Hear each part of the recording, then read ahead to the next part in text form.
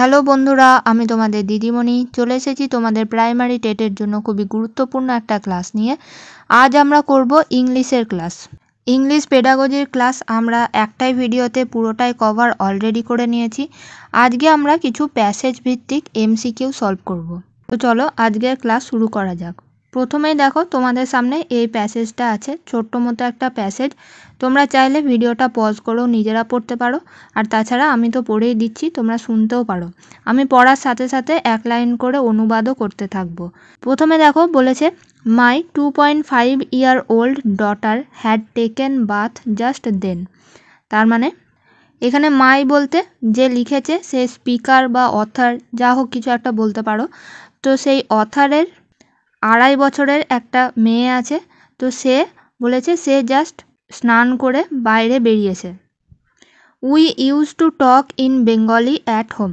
তার মানে যে অথার আছে তারা বাড়িতে বাংলায় কথা বলতেন। তারপর বলেছে I asked her to wire the half pant and took out one for that. তার মানে সেই অথার তার মেয়েকে বললেন যে তুমি একটা হাফ প্যান্ট পরো, এবং তার জন্য একটা ওরকম হাফ প্যান্ট বারও করে দিলেন।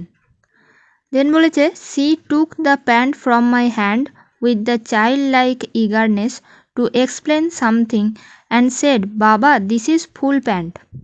মানে সে বাচ্চা মেয়েটা অথারের হাত থেকে সে প্যান্টটা নিল এবং সে খুবই শিশুসুলভভাবে এবং খুবই আগ্রহের সাথে কিছু একটা বলতে চাইলো, আর সে বলল যে বাবা এটা হচ্ছে ফুল pant. I try to make her understand it is a half pant. লেখক তখন বললেন যে আমি তাকে বোঝাবার চেষ্টা করলাম যে এটা ফুল প্যান্ট নয়, এটা half pant. She did not seem to be satisfied with my explanation and cheerfully explained with her forefinger and indicating the flowers printed on the pant and innocently said।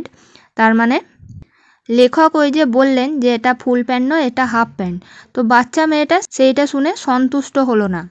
সে তখন প্যান্টটা নিজের হাতে নিয়ে তার আঙুল দিয়ে দেখালো এবং বলল see this is full pant.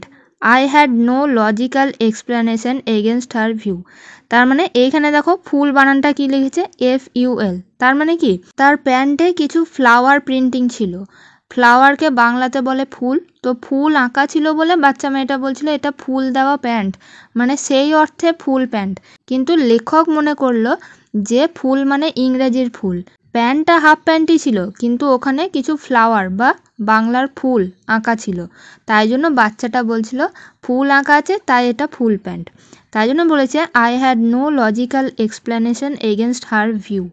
যেহেতু তারা বাংলায় কথা বলতো বাড়িতে, তাহলে ফুল আঁকা প্যান্ট ফুল প্যান্ট।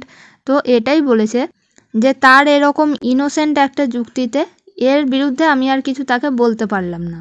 তো এটাই একটা বাবা মেয়ের মধ্যে একটা সুইট ছোট্ট মতো স্টোরি। এবার এখান থেকে তোমাদেরকে কিছু কোশ্চেন সলভ করতে হবে। দেখো প্রথম কোশ্চেনেই বলেছে what was speakers daughter doing. মানে স্পিকার বা অথারের মেয়ে কি করছিল। গোয়িং স্কুল স্কুলে যাচ্ছিল, ডুইং হোমওয়ার্ক করছিল, টেকিং বাথ স্নান করছিল, নাকি গার্ডেনিং না বাগানে ছিল। সঠিক উত্তর হয়ে যাবে অপশন সি টেকিং বাথ। আমরা দেখলাম মেয়েটা স্নান করে বেরোলো, তারপরে ওর বাবা ওকে হাফ প্যান্ট পরতে বললো, তারপরে গোটা কাহিনীটা হলো। তাহলে বোঝা গেল এখানে উত্তর হয়ে গেল টেকিং বাথ।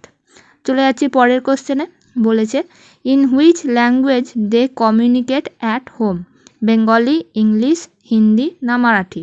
সবাই পারবে, সঠিক উত্তর হয়ে যাবে অপশন এ বেঙ্গলি। তারা বাংলা ভাষায় কথা বলছিল, আর তাই জন্যেই তাদের মধ্যে একটু কনফিউশন তৈরি হয়েছিল। চলে যাচ্ছি পরের কোশ্চেনে। বলেছে what did the speaker try to make his child understand. মানে যে স্পিকার বা অথার ছিল সে তার নিজের বাচ্চাকে কি বোঝাতে চাইছিলেন। অ্যাবাউট এ লেসন মানে কোনো একটা পড়া সম্পর্কে, অ্যাবাউট ফ্লাওয়ার ফুল সম্পর্কে, না অ্যাবাউট গুড বিহেভিয়ার ভালো আচরণ সম্পর্কে, নাকি হোয়াট ইজ হাফ প্যান্ট না হাফ প্যান্ট সম্পর্কে। গোটা প্যাসেজটাই তাই প্যান্ট নিয়েই। তো এখানে সঠিক উত্তর হয়ে গেল option D what is half pant. পরের কোশ্চেন দেখো। বলেছে why was she not seeing to be satisfied with his father's explanation. মানে সে বাচ্চা মেয়েটা তার বাবা যেটা তাকে ব্যাখ্যা করে বলল সেটাতে সন্তুষ্ট কেন মনে হচ্ছিল না। অপশানে দিয়েছে she was busy in other thing, মানে সে অন্য কোনো কাজে ব্যস্ত ছিল। she was ignorant to her father, তার মানে সে তার বাবাকে অবজ্ঞার চোখে দেখতো। নাকি she had to say something else, তার মানে সে বাবাকে অন্য কিছু বলতে চাইছিল। না none of the above, কোনোটিই নয়। সঠিক উত্তর হয়ে যাবে option C, she had to say something else। Author যখন তাকে বোঝাচ্ছিল যে এটা হাফ প্যান্ট, এটা ফুল প্যান্ট নয়, তখন সে বোঝাতে চাইছিল যে এটা ফুল আঁকা আছে, তাই আমি ফুল প্যান্ট বলছি। তাই জন্যই সে অথারের এক্সপ্লেনেশনে স্যাটিসফাইড ছিল না। সব কোশ্চেনই দেখো প্যাসেজের থেকেই তুলে দিয়েছে। পরের কোশ্চেন হলো find the word in the passage which has same pronunciation in Bengali and English but has different meaning. তার মানে বলেছে প্রোনাউন্সিয়েশন মানে উচ্চারণ, এমন একটা ওয়ার্ড খুঁজে বের করো ওই প্যাসেজটা থেকে যার বাংলা আর ইংলিশ উচ্চারণটা একই কিন্তু মানে আলাদা। চিয়ারফুলি, ফুল, স্যাটিসফাইড না সেইং। এটাও খুবই সোজা, সঠিক উত্তর হয়ে যাবে অপশন বি ফুল। ইংরেজির ফুল FULL আর বাংলাতে ফয়সুল ফুল, দুটোর মানেই হচ্ছে আলাদা। ইংরেজির ফুল মানে হচ্ছে পরিপূর্ণ বা পূর্ণ বা গোটাগুটি, আর বাংলার ফয়সুল ফুল যেটা ইংলিশে FUL লেখা যায় সেটা হচ্ছে ফ্লাওয়ার। তাহলে উচ্চারণে একই কিন্তু মানে সম্পূর্ণ আলাদা, তাই জন্য এটাই হয়ে যাবে সঠিক উত্তর। চলে যাচ্ছি পরের কোশ্চেনে। বলেছে what is the cause of misunderstanding between father and daughter, মানে ওই বাবা মেয়ের মধ্যে কেন মিসআন্ডারস্ট্যান্ডিং হয়েছিল? Age gap, generation gap, communication problem নাকি বাইলিঙ্গুয়ালিজম। এজ গ্যাপ মানে বয়সের পার্থক্য, জেনারেশনের পার্থক্য নাকি কমিউনিকেশন বা যোগাযোগের সমস্যা, নাকি বাইলিঙ্গুয়ালিজম মানে দু রকম ভাষায় কথা বলা। সঠিক উত্তর হয়ে যাবে অপশন ডি বাইলিঙ্গুয়ালিজম। বাবা ইংরেজিতে বলছিল ফুল প্যান্ট আর মেয়ে বাংলায় বলছিল ফুল প্যান্ট, ফুল আঁকা প্যান্ট, তাই জন্যই কনফিউশন হয়েছিল, তাই জন্যই মিসআন্ডারস্ট্যান্ডিং হয়েছিল, তাই জন্য এখানে বাইলিঙ্গুয়ালিজম হয়ে যাবে সঠিক উত্তর। চলে যাচ্ছি পরের কোশ্চেনে। দেখো খুবই ফ্যাকচুয়াল। বলেছে how old was speakers daughter, মানে যে স্পিকারের যে মেয়ে ছিল তার বয়স কত ছিল? 4.5 বছর, 2.5 মাস, 2.5 বছর নাকি 3.5 বছর। সঠিক উত্তর হয়ে যাবে অপশন সি 2.5 বছর। একদম ফার্স্ট লাইনেই দেওয়া আছে যে অথারের 2.5 বছরের মেয়ে জাস্ট স্নান করে বেরোলো, তারপরে সব কিছু শুরু হলো। পরের কোশ্চেন বলেছে change the gender of daughter, মানে ডটারের লিঙ্গ পরিবর্তন করো। সন, চাইল্ড, মেল চাইল্ড নাকি সান। সঠিক উত্তর হয়ে যাবে অপশন এ সন। অ্যাকচুয়ালি সন উচ্চারণটা অনেকটা সান বলা হয়, তার জন্য এখানে দুটো অপশান দিয়েছে সন আর সান। অপশন ডি এর যে সান এটা মানে সূর্য, আর ছেলে যেটা মেয়ের অপোজিট বা মেয়ের জেন্ডার চেঞ্জ সেটা হয়ে যাবে SON সন। পরের কোশ্চেন বলেছে what is the homonym of SHE, saw, he, sea না সন। হোমোনিম মানে বাংলায় যেটা আমরা বলি সমোচ্চারিত ভিন্নার্থক শব্দ। এখানে সঠিক উত্তর হয়ে যাবে অপশন সি SEEC মানে হচ্ছে দেখা, আর SHE মানে হচ্ছে স্ত্রীলিঙ্গে সে।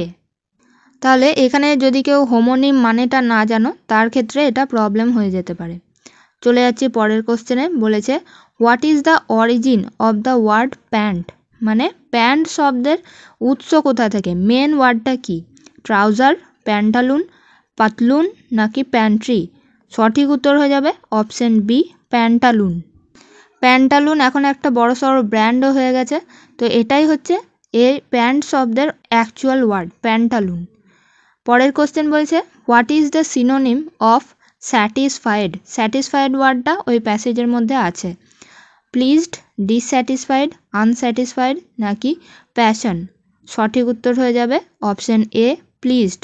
প্লিজড বা সিনোনিম মানে হচ্ছে সমার্থক, একই মানে বোঝাবে যেটা। স্যাটিসফাইড আর প্লিজড দুটো মানেই হচ্ছে সন্তুষ্ট।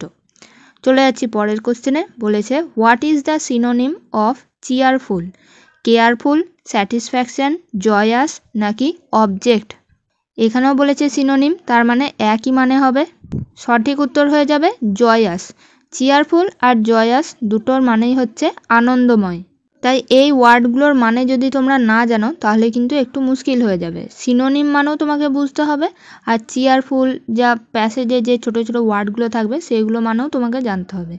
চলে যাচ্ছি নেক্সট কোশ্চেনে। বলেছে what is the antonym of innocent?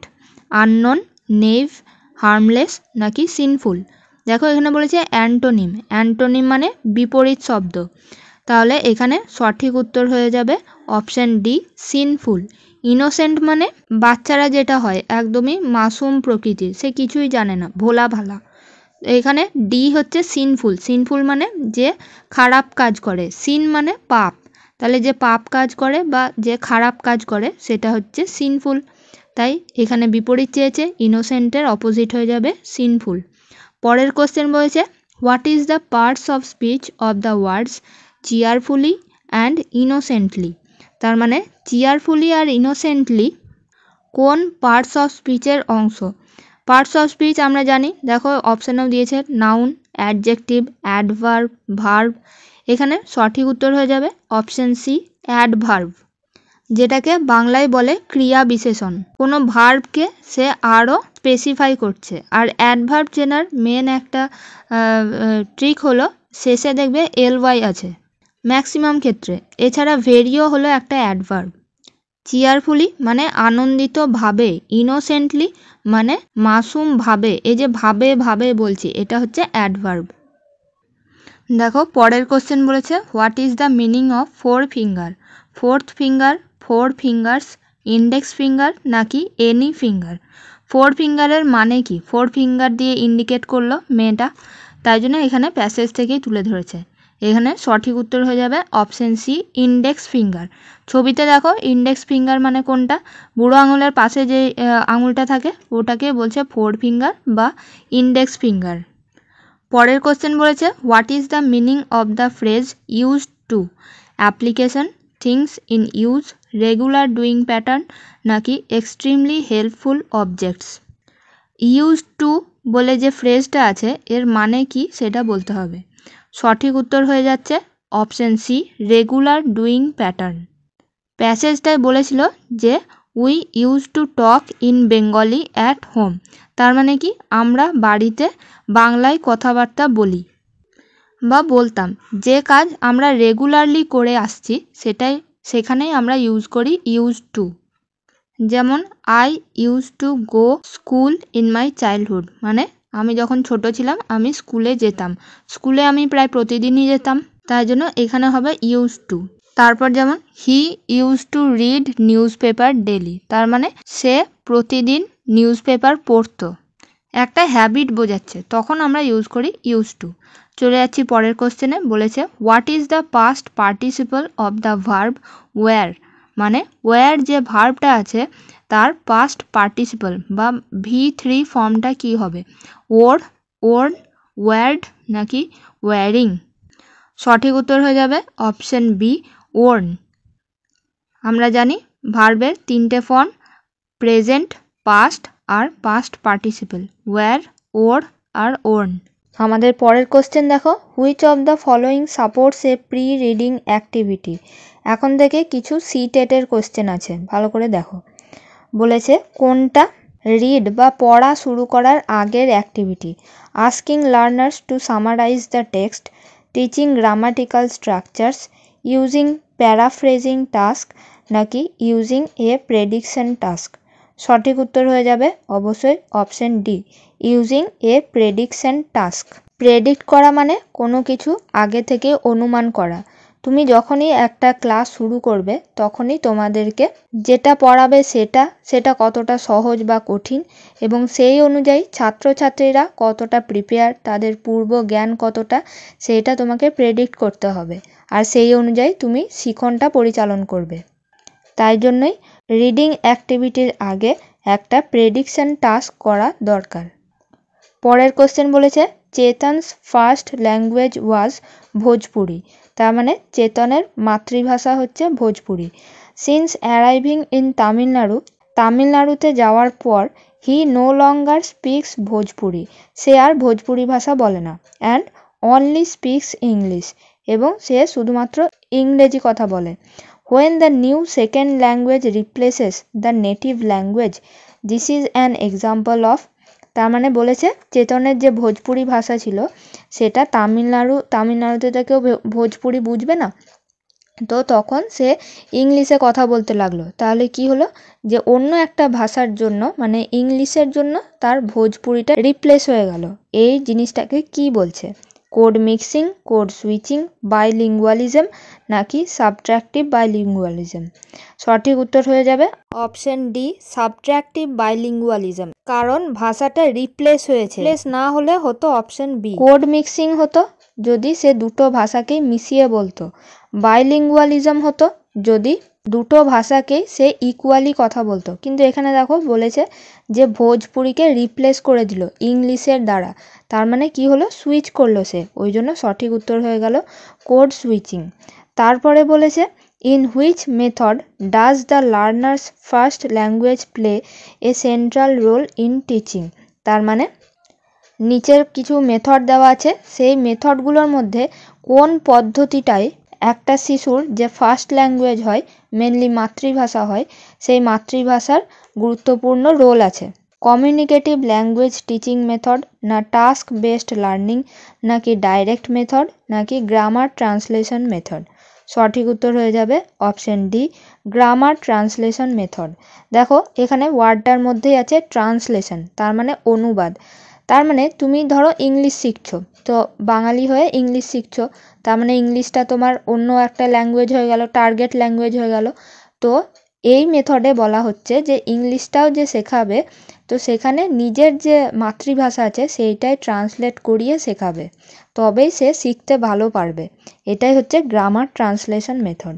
চলে যাচ্ছি পরের কোশ্চেনে। বলেছে which among these is the primary responsibility of the language teacher?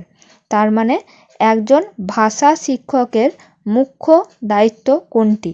Grouping learners into different classes, মানে শিক্ষার্থীদেরকে বিভিন্ন শ্রেণীতে ভাগ করা, ইনস্ট্রাক্টিং দ্য লার্নার্স, তাদেরকে ইনস্ট্রাক্ট দেওয়া, identifying the learners communicative needs, মানে তাদের যোগাযোগের ক্ষেত্রে যে চাহিদাগুলো আছে সেগুলোকে চিহ্নিত করা, নাকি selecting suitable content for teaching, নাকি পড়ানোর জন্য উপযুক্ত বিষয় ঠিক করা? সঠিক উত্তর হয়ে যাবে option C, identifying the learners communicative needs, মানে শিক্ষার্থীদের সাথে কমিউনিকেশনের জন্য বা যোগাযোগের জন্য যেগুলো দরকার সেগুলো চিহ্নিত করতে হবে। কারণ কি, আমরা দেখেছি শিশুকেন্দ্রিক শিক্ষা ব্যবস্থায় এটা খুবই দরকার যে একজন শিক্ষক শিক্ষার্থীদের সাথে ইন্টারাক্ট করবে, কমিউনিকেট করবে, যোগাযোগ রাখবে, তবেই সে তার চাহিদা ভালোভাবে বুঝতে পারবে, তাহলে কি হবে, শিখন সুসম্পন্ন হবে। তাই জন্য এটাই হয়ে যাবে সঠিক উত্তর। চলে যাচ্ছি নেক্সট কোশ্চেনে। বলেছে formative evaluation is, formative evaluation আমরা অনেকবার পড়েছি, প্রত্যেকটা সাবজেক্টে আছে। ফর্মেটিভ ইভ্যালুয়েশন মানে হচ্ছে গঠনগত মূল্যায়ন। তো এটা কী জিনিস সেটা বলতে হবে। Carried out at a free specified or particular stage in the course, not subjected to change, what is happening in the teaching learning process, নাকি related to ongoing development and improvement? Improvement ওয়ার্ডটা থেকেই তোমাদের পুরো এইখানেই tick হয়ে যাওয়া উচিত যে অপশন ডিটাই হবে সঠিক উত্তর। ফর্মেটিভ ইভ্যালুয়েশন হচ্ছে কর্ম চলাকালীন যে মূল্যায়ন করা হয়, আর তার উদ্দেশ্যই হচ্ছে বাচ্চারা যাতে ইমপ্রুভ করে, তাদের কি কি ঘাটতি থেকে গেছে, কোথায় কোথায় ভুল করছে, কোথায় বুঝতে পারেনি, সেইগুলো এই ফর্মেটিভ ইভ্যালুয়েশন বা গঠনগত মূল্যায়নের মাধ্যমে আইডেন্টিফাই করা হয় এবং সেইটাকে রেকটিফাই করা হয়, যাতে তারা শিখন এক্সপিরিয়েন্স আছে সেইটা ইমপ্রুভ করে। চলে যাচ্ছি পরের কোশ্চেনে। দেখো বলেছে speech therapy is dependent on, speech therapy আমরা জানি যাদের বলতে সমস্যা আছে তাদেরকে স্পিচ থেরাপি দেওয়া হয়, যাতে তারা প্রত্যেকটা বর্ণ ভালোভাবে উচ্চারণ করতে পারে, আলাদা আলাদা উচ্চারণ শেখে। এখানে বলেছে এই যে স্পিচ থেরাপি দেওয়া হয় এটা কিসের ওপর নির্ভরশীল? এনরিচিং ভোকাবুলারি, মানে ভোকাবুলারি মানে হচ্ছে শব্দ ভাণ্ডার, তাদেরকে মানে অনেক নতুন নতুন শব্দ শেখানো এইটা, নাকি ইনকালকেটিং ডিসিপ্লিন তাদেরকে নিয়ম শেখানো, প্রোনাউন্সিয়েশন প্র্যাকটিস মানে উচ্চারণ শেখানো, নাকি পার্টিসিপেটিং ইন কুইজ বা কুইজে অংশগ্রহণ করানো। সঠিক উত্তর হয়ে যাবে অপশন সি প্রোনাউন্সিয়েশন প্র্যাকটিস।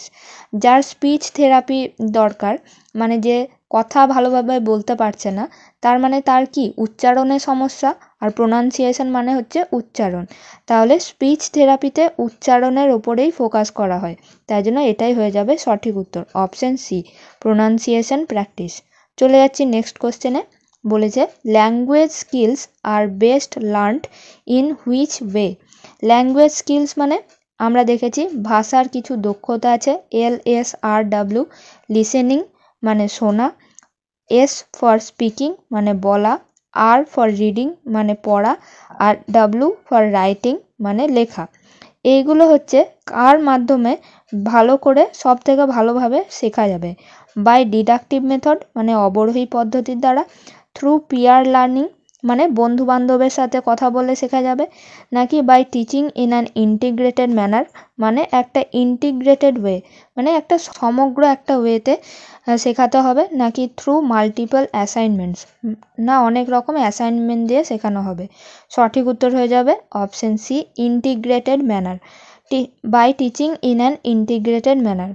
কারণ কি আমরা যখন ল্যাঙ্গুয়েজ স্কিল পড়ি তখনও দেখেছিলাম যে এই চারটে স্কিলই হচ্ছে ইন্টারডিপেন্ডেন্ট, মানে কোনো স্কিলকেই তোমরা আলাদা করে শেখাতে পারবে না, আইসোলেট হয়ে শেখাতে পারবে না। যেমন ধরো তুমি যদি বলা শেখাচ্ছ কাউকে, তাহলে সে অটোমেটিক তাকে শোনাও শেখাতে হবে, সে যদি শুনতেই না পায় কী বলছে তাহলে সে বলাই বা শিখবে কী করে, আর যদি শোনা বলা না শেখে তাহলে সে লিখতেই বা পারবে কী করে আর পড়বেই বা কী করে। তাই জন্য এগুলো হচ্ছে একটা ইন্টিগ্রেটেড ওয়েতে তাদেরকে শেখাতে হবে, সবগুলো একসাথে শেখাতে হবে। চলে যাচ্ছি পরের কোশ্চেনে। বলেছে reading between the lines means মানে রিডিং বিটুইন দ্য লাইন এর মানে কি? প্র্যাকটিসিং দ্য লার্নিং স্কিলস মানে শিখনের যে দক্ষতা সেগুলোকে প্র্যাকটিস করা, নাকি মেজার অ্যাচিভমেন্ট অফ লার্নার্স না যারা শিক্ষার্থী আছে তাদের যে অ্যাচিভমেন্টগুলো হলো অর্জনগুলো হলো সেগুলোকে পরিমাপ করা, আন্ডারস্ট্যান্ডিং দ্য আনসেড কনটেক্সট মানে যেগুলো বলা হয়নি সেই বিষয়বস্তুও বোঝা, নাকি teaching the proper gap system between sentences না বাক্যের মধ্যে যে গ্যাপ দেওয়া হয় সেগুলো তাদেরকে ভালোভাবে শেখানো। রিডিং বিটুইন দ্য লাইন তার মানে হচ্ছে উত্তর হয়ে যাবে অপশন সি যে জিনিসটা বলা হয়নি অন্তর্নিহিত মানে সেইটাও তোমাকে বুঝতে হবে, ওটাকেই বলছে রিডিং বিটুইন দ্য লাইনস। চলে যাচ্ছি পরের কোশ্চেনে। বলেছে the main purpose of assessment is, assessment মানে মূল্যায়ন বলতে পারো, তাহলে এই মূল্যায়ন বা অ্যাসেসমেন্টের মূল উদ্দেশ্য কি? এখানে সঠিক উত্তর হয়ে যাবে option B measure achievement of learners মানে শিক্ষার্থীদের অ্যাচিভমেন্টগুলোকে মেজার করা। আমরা জানি সামেটিভ ইভ্যালুয়েশন বা অ্যাসেসমেন্ট অফ লার্নিংয়ে আমরা এটাই করে থাকি যে বাচ্চারা কতটা কি শিখলো সেটা একটা পিরিয়ডের পর দেখা হয়। চলে যাচ্ছি নেক্সট কোশ্চেনে। বলেছে the main responsibility of a language teacher is মানে ভাষা শিক্ষকের প্রধান দায়িত্ব কোনটি? Provide lot of information to students শিক্ষার্থীদেরকে অনেক তথ্য সরবরাহ করা, নাকি স্ট্রিক্টলি কন্ট্রোল দ্য ক্লাস শ্রেণীকক্ষকে খুব কঠোরভাবে নিয়ন্ত্রণ করা, নাকি কুইকলি কভার দ্য সিলেবাস যা আছে সেটাকে তাড়াতাড়ি কভার করা, নাকি provide them opportunities to learn better and meaningfully নাকি তাদেরকে ভালোভাবে শেখার জন্য সুযোগ করে দেওয়া। সঠিক উত্তর হয়ে যাবে option D provide them opportunities to learn better and meaningfully. আমরা দেখেছিলাম শিশুকেন্দ্রিক শিক্ষণে শিক্ষককে হতে বলেছে ফেসিলিটেটর মানে বাচ্চাদেরকে যে শিখতে সুবিধা প্রদান করবে, এটাই বলেছে অপশানে যে তাদেরকে সুযোগ দিতে হবে, তাই এটাই হয়ে যাবে সঠিক উত্তর। চলে যাচ্ছি নেক্সট কোশ্চেনে। বলেছে one of the major objectives of reading is to মানে পঠনের একটা অন্যতম মূল উদ্দেশ্য কোনটি? রিড ফ্লুয়েন্টলি অ্যান্ড অ্যাকুরেটলি, খুব সাবলীলভাবে পড়া, রিড লাউড অ্যান্ড ক্লিয়ার, জোরে জোরে এবং স্পষ্টভাবে পড়া, ইউজ অফ পাংচুয়েশন প্রপারলি, যেসব পাংচুয়েশনগুলো আছে মানে জ্যোতিচিহ্নগুলো যেমন কমা, পূর্ণচ্ছেদ এইগুলোর ব্যবহার জানা, নাকি extract the meaning of the text, না যে পাঠ্যবস্তু সেইটার মানেটা ভালোভাবে বোঝা। সঠিক উত্তর হয়ে যাবে option D, extract the meaning of the text. কারণ কি এইগুলো বাকি তিনটে অপশনও কোনো রিডিংয়ের বৈশিষ্ট্য হতে পারে। তোমাকে স্পষ্টভাবে পড়তে হবে, জোরে পড়তে হবে, পাংচুয়েশনের ইউজ জানতে হবে, ফ্লুয়েন্ট পড়লে আরও ভালো। কিন্তু মেন যেটা বেসিক জিনিস সেটা হচ্ছে যেটা পড়তে দিয়েছে তার মানে বোঝা। এইটা ছাড়া কোনো কিছুরই কোনো মানে নেই। তাই এটাই হয়ে যাবে সঠিক উত্তর। চলে যাচ্ছি নেক্সট কোশ্চেনে। বলেছে top down means attend to the overall meaning, what does bottom up mean. মানে টপ ডাউন অ্যাপ্রোচে আমরা পড়েছিলাম দু রকমের অ্যাপ্রোচ ইংলিশ পেডাগজিতে। যারা দেখোনি ক্লাসটা দেখতে পারো, মাত্র 30 মিনিটেই কমপ্লিট ইংলিশ পেডাগজি কভার করা আছে আমার চ্যানেলে। তো বলেছে টপ ডাউন অ্যাপ্রোচ মানে হচ্ছে ওভারঅল একটা আইডিয়া দেওয়া, কিন্তু বটম আপ অ্যাপ্রোচ মানে তাহলে কি? Focus on asking short answer type question, মানে শর্ট কোশ্চেন জিজ্ঞেস করা। Focus on the gist of the, এটা জেস্ট না, এটা জিস্ট হবে, gist of the text and abstract ideas, মানে হচ্ছে যে পাঠ্যাংশ আছে তার জিস্টটা বোঝা। না ফোকাস অন প্রি রিডিং, নাকি focus on the words and phrases of the text, টেক্সটের মধ্যে যে শব্দগুলো আর ফ্রেজগুলো আছে তার ওপর গুরুত্ব দেওয়া। এখানে সঠিক উত্তর হয়ে যাবে option B, focus on the gist of the text and abstract ideas.